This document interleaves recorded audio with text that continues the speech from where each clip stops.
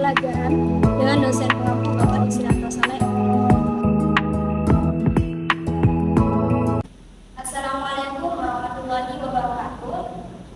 Jadi di sini saya akan menjelaskan tentang 4 jenis tes untuk penilaian. Nah, kenapa harus ada tes dalam pembelajaran? Tes di sini sebagai alat pengukur terhadap peserta didik. Tes berfungsi mengukur tingkat perkembangan atau kemajuan yang telah dicapai oleh peserta didik setelah mereka menempuh proses belajar mengajar dalam jangka waktu tertentu. Tes yang bisa dilakukan yang pertama yaitu entry behavior test. Tes ini dilakukan sebelum suatu program disusun.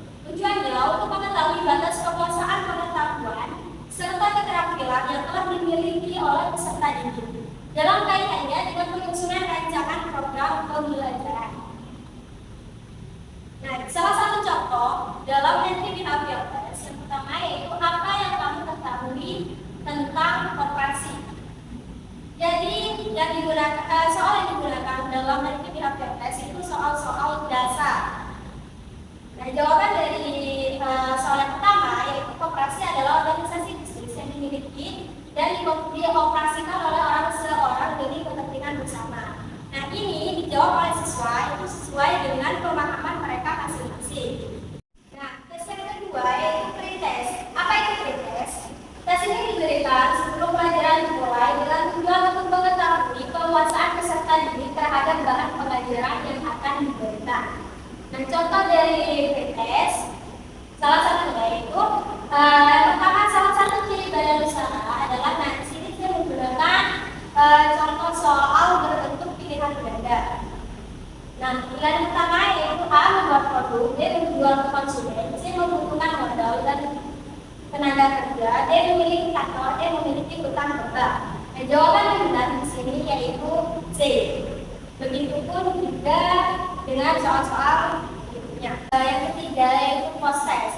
Tes ini dilaksanakan pada setiap akhir program yang bertujuan untuk mengetahui sampai di mana pencapaian pemahaman serta keterampilan peserta didik terhadap bahan-bahan pengajaran. Contoh dari post test yaitu salah satunya sebutkan definisi mengenai badan usaha milik negara atau BUMN.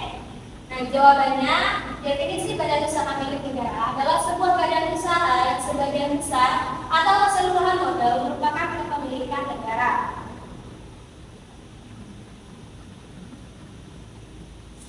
Dan yang terakhir yaitu embedded test. Tes ini dilaksanakan di sela-sela berlangsungnya proses pembelajaran. Fungsinya sebagai masukan data yang dapat digunakan dalam evaluasi formatif bagi proses pembelajaran tersebut. Contoh dari soal embedded test yaitu satu, apa yang dimaksud dengan perpajakan? Nah, jawabannya, perpajakan adalah suatu sistem pengumpulan pajak yang diberlakukan oleh pemerintah kepada individu dan perusahaan untuk membiayai kegiatan publik dan pelayanan masyarakat. Kemudian